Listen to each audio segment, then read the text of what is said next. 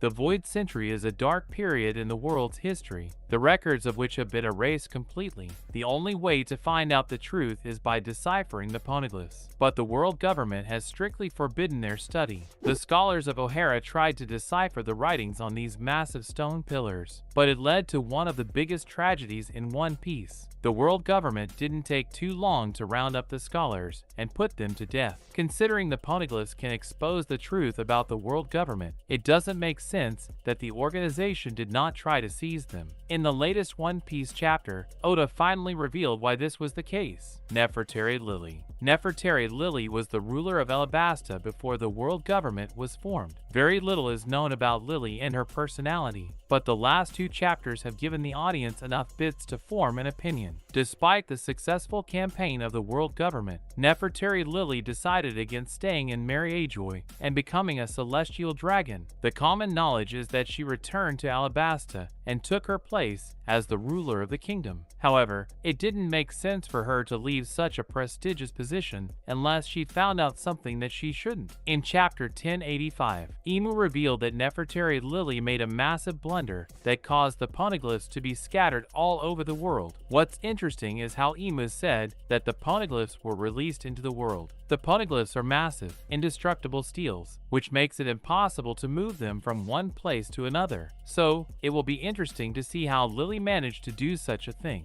Imu stated that they wondered if Lily made a mistake or if it was part of a bigger plan. Afterward, Cobra revealed that Lily's full name was Nefertari Lily. This particular bit of information changes things significantly. The sacrifice, Lily's mistake, to scatter the poneglyphs over the world does seem like a calculated move, and it would also explain why she wanted to go back to her homeland. It is very likely that Lily was eliminated by Imu before she could reach her homeland. Lily might have predicted that she would be targeted by the Imu, which is why she sent a letter to her younger brother, telling him to safeguard the poneglyph in Alabasta. When the Straw Hats visited the Desert Kingdom, Cobra confirmed that the Nefertari family had protected it for generations. The poneglyph in Alabasta contains information about Pluton, an ancient weapon that is capable of obliterating an island with ease. Given the destructive power of the weapon, there would be serious complications if it fell into the hands of the world government. The organization has demonstrated its ruthless side many times, and if it were to have access to such a deadly weapon, it would destroy any rebellious kingdom. Lily was aware of the danger, which is why she wrote the letter. Lily's letter effectively prevented the world government from getting its hands on the weapon. Lily's betrayal. One of the bigger mysteries surrounding Lily is why she decided to betray the world government after initially joining their cause. It didn't make sense that Lily would join them and then make a mistake that would cost them dearly. The only logical explanation is that she was informed by someone about the true nature of Imu and the others. While there is barely any information available about the Great Kingdom, there is one mysterious figure who existed around the same time, and he could have convinced Lily. This individual was none other than Joy Boy, whose name has been mentioned in the story many times. Joy Boy had left his name on a poneglyph on Fishman Island, in which he made a promise to the denizens of the kingdom. However, he could not fulfill his promise for one reason or another. The fact that Joy Boy's name is also hidden by the world government proves that he was also against the organization. He was on the side of the Great Kingdom, and he fought against the 20 kingdoms. It is plausible to assume that he told Nefertari Lily about the significance of the letter D in her name.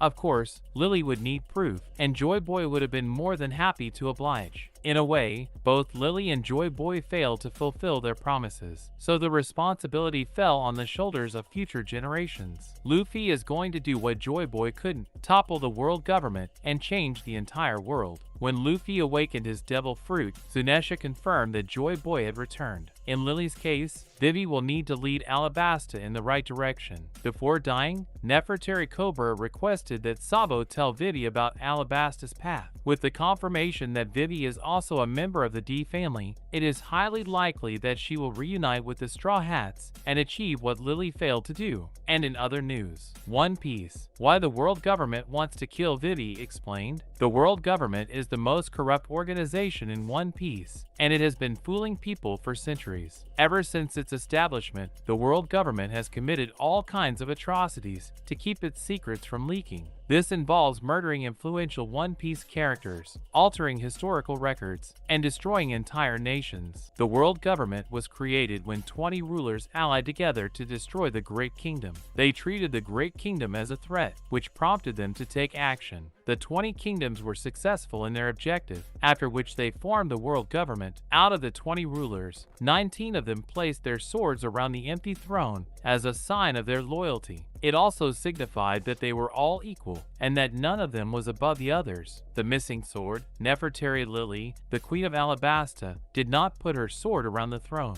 She did not even stay in Mariejoy, and opted to go back to Alabasta. Lily's decision was bizarre, especially given the amount of power that the celestial dragons have, but she probably had very good reasons to turn down the offer and leave Mariejoy. In One Piece chapter 1085, it was revealed that Lily's full name was Nefertari Lily. This made her a member of the mysterious D family, which has been called the natural enemies of the gods. In One Piece, the celestial dragons are considered gods, so the members of the D family are their enemies. Imu also stated that the members of the D family opposed the world government in the past. They also disclosed that Lily made a massive blunder, which caused the poneglyphs to be released into the world. Normally, it would be chalked off as a mistake, but the fact that Lily was AD makes it seem like an elaborate plan. Furthermore, it makes sense why Lily didn't want to stay in Mariejoy. Imu knew about Lily's intentions and probably ordered her assassination, which is why she never made it back to Alabasta, the successor. It is a fact that Lily did join the other 19 rulers, but at some point, she changed her mind. It is possible that Lily met Joy Boy, who told her about the true intentions of Imu and what it meant to be AD. Lily was convinced and decided to release the poneglyphs so that the rest of the world would have a chance at learning the truth. Unfortunately, Lily was killed before she could make her way back. However, she did leave behind a letter that was kept hidden in Alabasta. When Nefertari Cobra read the letter, he understood what he had to do. Cobra could not relay this information, so he implored Sabo to tell Vivi and Luffy about their lineage before being murdered in cold blood by Imu and the 5 elders. While this event was taking place in the empty throne room, Vivi was being held captive by CP0. Califa told the princess that she would very likely end up becoming the pet of a celestial dragon. Vivi began to contemplate her future when Wapol broke one of the walls and saved her. Vivi's duty. After this reveal, it is quite obvious that Vivi is going to play an extremely important role in the story.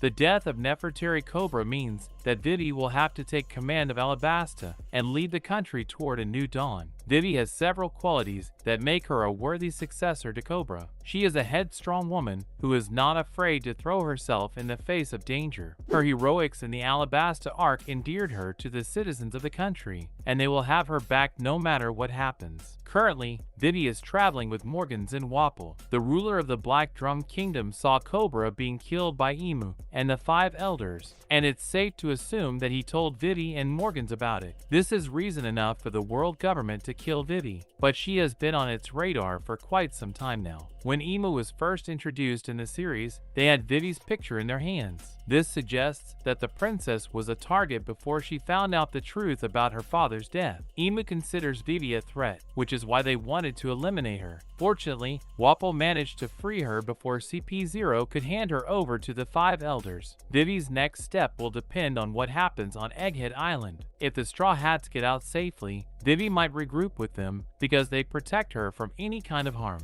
Vivi is also considered an honorary Straw Hat, and this is the best time to go back to the crew. This would also explain why Oda decided to keep Yamato in Wano, as he wanted Vivi to be the next Straw Hat. That's a wrap for this video. Don't forget to like this video and subscribe to our channel. We'll be back with more amazing videos very soon.